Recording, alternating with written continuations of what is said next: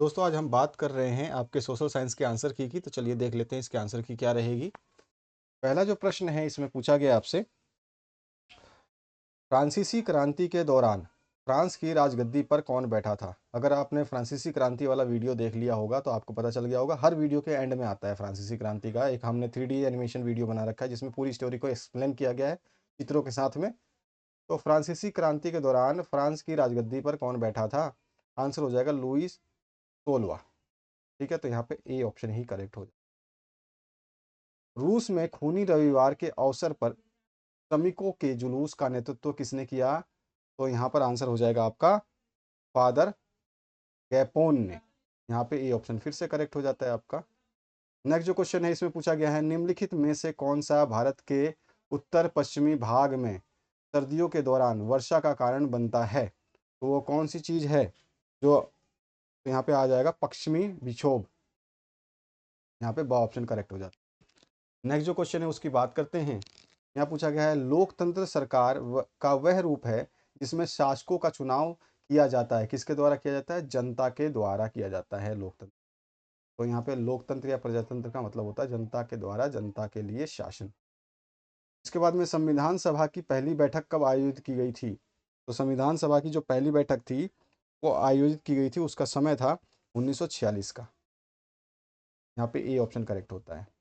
इसके बाद जो नेक्स्ट क्वेश्चन है इसमें पूछा गया है, ईवीएम का क्या मतलब है। ईवीएम का मतलब होता है इलेक्ट्रॉनिक वोटिंग मशीन।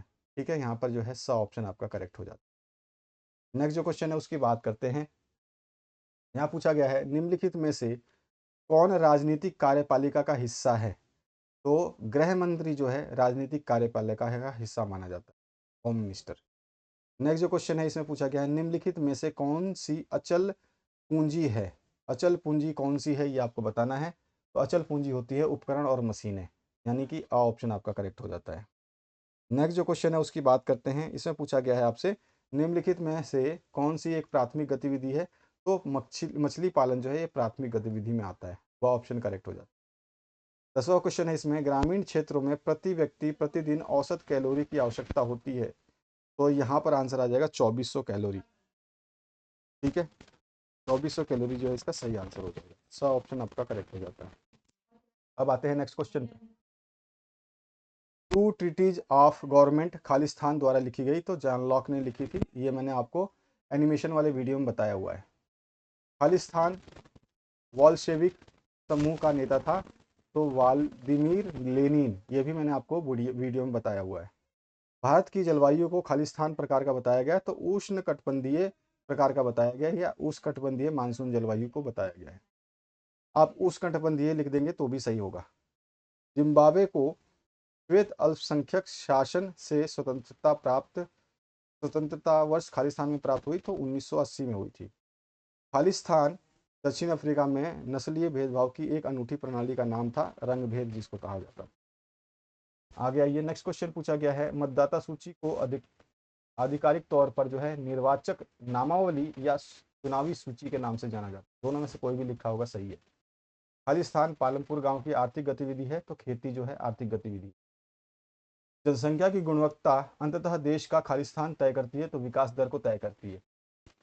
नेक्स्ट जो क्वेश्चन है, क्रांति से पहले फ्रांसीसी समाज जिन तीन स्टेटस में बटा हुआ था या विभाजित था, उनके नाम बताना है आपको। आप सभी को याद होगा, अगर आपने वीडियो देख लिया होगा, तो क्रांति आपका जो फ्रांसीसी क्रांति है उसमें मैंने बताया था, इसको 3 स्टेटों में बांटा गया था। पहला स्टेट था जो आपका था, वो था उसमें पादरी वर्ग, दूसरा स्टेट था कुलीन वर्ग, और तीसरा स्टेट था आम लोग। ठीक है, उसके बाद जो नेक्स्ट क्वेश्चन है उसमें क्या पूछा गया है, कुल्कों के बारे में आप क्या जानते हैं। कुल्लक सोवियत और रूसी इतिहास में सबसे धनी किसान थे। दूसरा जो क्वेश्चन है, भारत की जलवायु को प्रभावित करने वाले कारक क्या हैं, तो आकांक्ष है, ऊंचाई है, वायु दाब है, और पवने हैं। पर नेक्स्ट क्वेश्चन है, मालाबार तट पर वर्षा के लिए कौन सी हवाएं जिम्मेदार है, तो दक्षिणी पश्चिमी मानसून जो है, दक्षिणी पश्चिमी मानसून ये इसके लिए जिम्मेदार है। नेक्स्ट क्वेश्चन है, अब्राहम लिंकन द्वारा दी गई लोकतंत्र की परिभाषा क्या है, तो लोकतंत्र जनता का, जनता के लिए और जनता द्वारा शासन है। नेक्स्ट जो क्वेश्चन इसमें पूछा गया, भारतीय संसद के कितने सदन हैं, नाम लिखिए, तो भारतीय संसद के 2 सदन हैं, जो कि एक राज्यसभा है और दूसरा लोकसभा है। उसके बाद जो है बिजली के प्रसार से पालमपुर के किसान को किस प्रकार मदद मिली, तो गांव की सिंचाई व्यवस्था बदलने में मदद मिली थी। नेक्स्ट जो क्वेश्चन है, पालमपुर में खेत मजदूरों की मजदूरी न्यूनतम मजदूरी से कम क्यों थी। इसका रीज़न ये था कि उपलब्ध काम के लिए मजदूरों के बीच बहुत ज़्यादा प्रतिस्पर्धा थी। ठीक है ना, मतलब मजदूर ज़्यादा थे और काम कम था इसलिए। संसाधनों या संसाधन के रूप में लोग से आप क्या समझते हैं, तो यहाँ पे पूछा गया है, इसका मतलब होता है संसाधन के रूप में लोग का आशय यह है कि किसी देश के कार्यरत लोगों का वर्णन करने का एक तरीका होता है। ठीक है, संसाधन के रूप में जो है किसी देश के कार्यरत लोगों का वर्णन करने का तरीका है ये। निर्धनों में भी सबसे निर्धन कौन होता है, तो औरतें, बच्चे और वृद्ध जो है इनको सबसे निर्धन माना जाता है। फिर बाकी क्वेश्चन तो आपको पता ही है, ये क्वेश्चन हैं 4 से लेकर 9 तक, और इसके बाद जो है आपका 10 से लेकर 14 तक। आगे क्वेश्चन जो है आपका 15 से लेकर के 19 तक, और 19 में भी आपका और पार्ट है।